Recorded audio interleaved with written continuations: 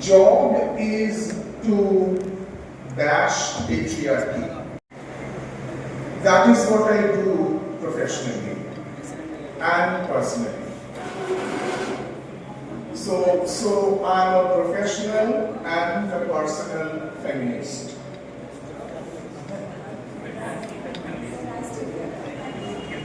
So therefore, when I saw the title of the seminar, I thought, oh, okay, how would I react to this as a feminist? And the reaction is quite an obvious one. And this is something which I don't need to stress on, because I'm sure you are already aware that as far as knowledge is concerned, right from the beginning, knowledge has been gendered. I don't think there is any doubt about it. And knowledge has been gendered, and this happens across cultures. So it is not as though knowledge was gendered in the West, but was wonderfully gender neutral in this heavenly paradise called India. Knowledge was gendered everywhere. Women were debarred from education. किसी sociology की किताब से भी पढ़ लोगे भैया, literature पढ़ने की कोई जरूरत नहीं है. अबला नारी ठीक है. You don't have to study literature for that. So we come to know about marginal people from literature. No, you don't. No. There is sociology for that. There are history books for that. Literature is about how you use language. I don't know whether there are people in this audience who write poetry. Some do, yes. And very often what happens is that we write poetry when we are sad. I know very few people who write poetry when they are happy. People write poetry only on two occasions. When they are sad, and when they are sad and in love. Yeah. I used to know a student who, I'm terrified of students who write poetry, by the way. Whenever a student comes and tells me, sir, I've written a poem, I run for the train. I say, kal padhenge, aaj to train pakadni hai hame. So the student says, sir, I've written a poem. And I say, okay. And then she says, would you like to read it? So my initial reaction is to say, no, get lost. But then I say, no, I'm a good teacher, I'm a good person. So I said, de do. But then I asked the student, is your poetry about sadness? He says, yes, but it's a different kind of sadness. So I said, Acha, is your sadness because some girl has broken your heart? And he says, yes, but it's a different kind of breaking your heart. Ultimately, all young men, not all, most young men, they only ever write one poem. Tumhe pyar karke hame kya mila? That is the one poem that all young men write. And they use language that they have learned from Hindi cinema. They use language that they've learned from some very badly digested books of shares. They are not exercising language. If you are not exercising language, you are not producing literature. So that is the touchstone technique, my patented touchstone technique, with which you can identify good literature from bad literature. Bad literature will not change language. Good literature will change language. I'll give you one example of that. Arundhati Roy. Her novel, The God of Small Things, has got one extraordinary line. I hope I remember this correctly. He was 35. He was 35. not too young, not too old, a viable, diable age. Viable तो हमने सुना है, but diable, that one word is literature, right? So therefore what you're doing is you're expanding language. Diable तो ये तो नहीं word है. Exactly. That is what literature does. If you're writing literature, you become the gym instructor. Yeah? You become the gym instructor. Literature becomes the person who has joined the gym. You force literature, you force language to do 10 push-ups. हमसे नहीं होगा. You tell language होगा. हमसे नहीं होगा. You tell language hoga. And then if you force language to train itself to do more, language is going to develop muscles. What literature does is that literature gives language muscles. It gives language flexibility. Literature makes language dance. Literature makes language dance. So that is what.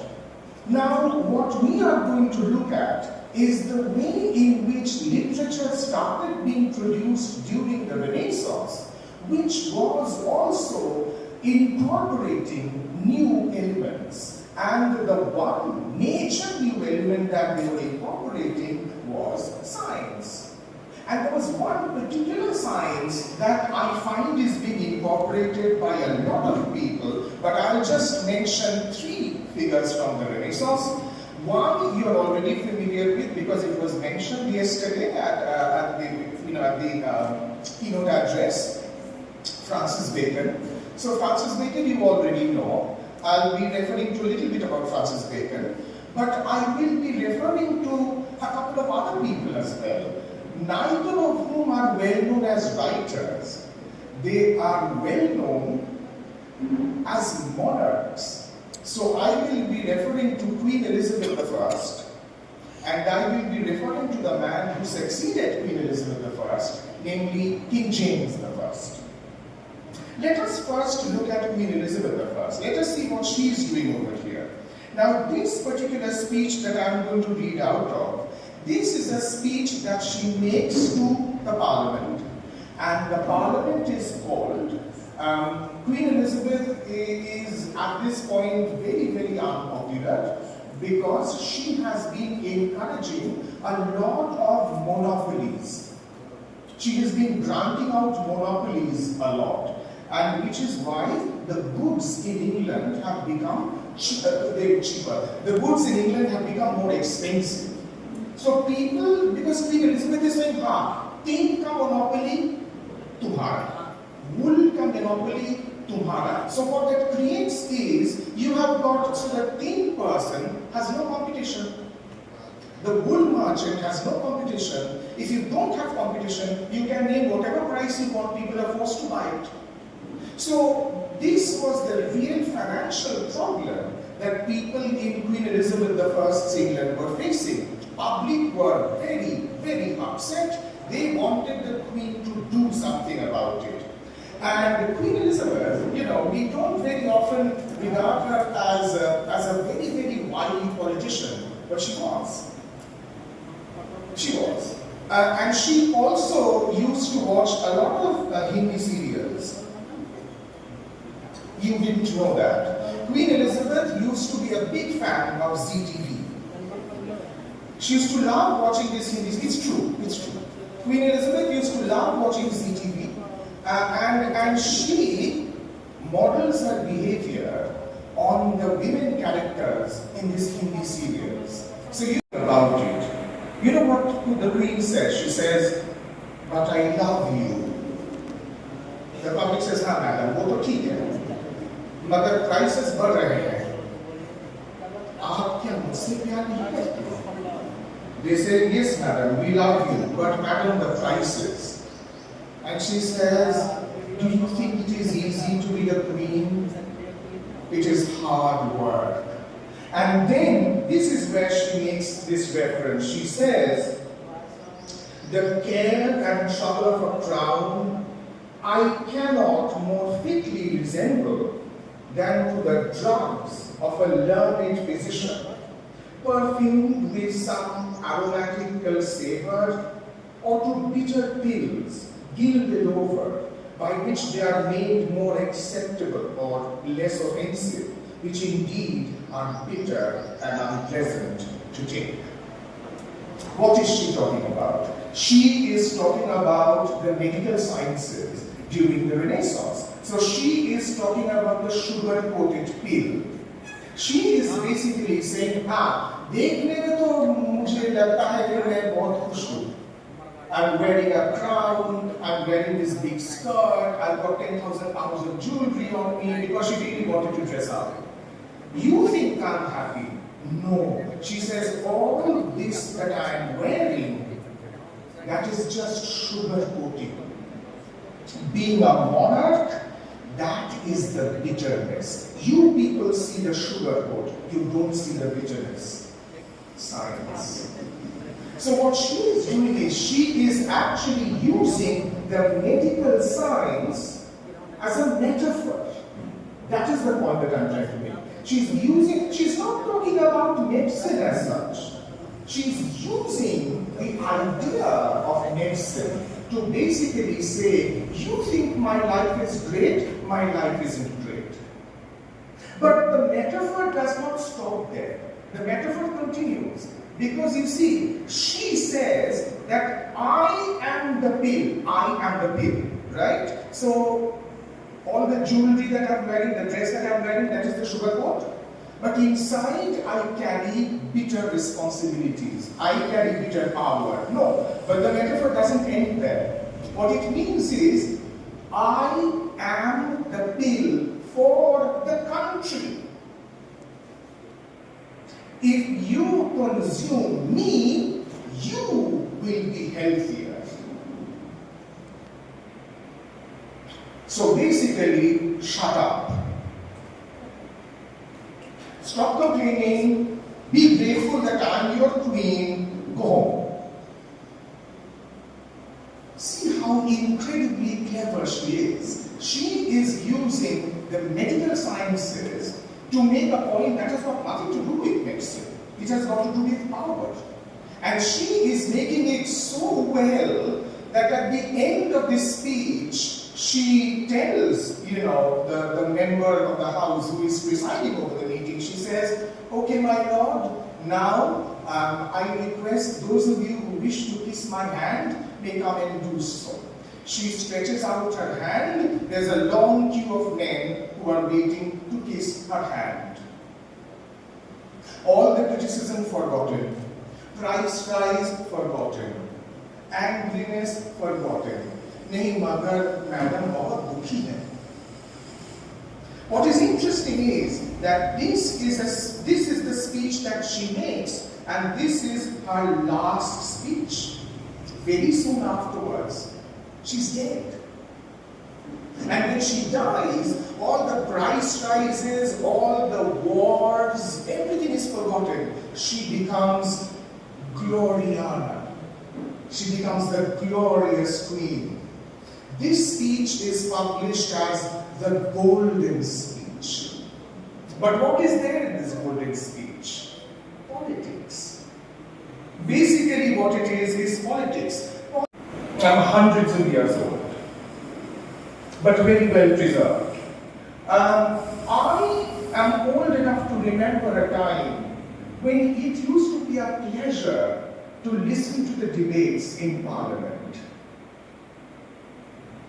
Because somebody from the opposition would be throwing a shade, somebody from the government will be replying with another shade.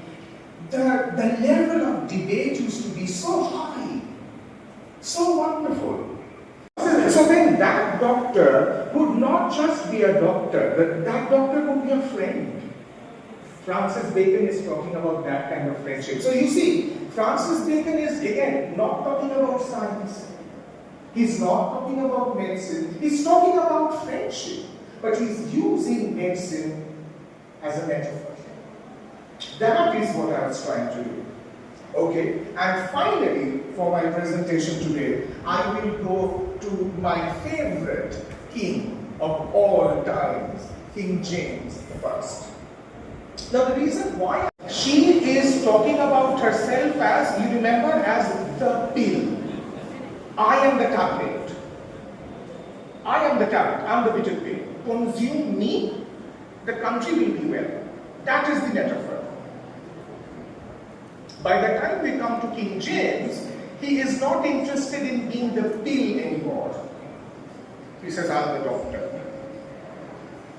I am the doctor. This is what he says. He says, and this is from the preface to the piece. He says, as every human body, dear countrymen, how wholesome soever, is notwithstanding subject, or at least naturally inclined, to some sorts of diseases or infirmities.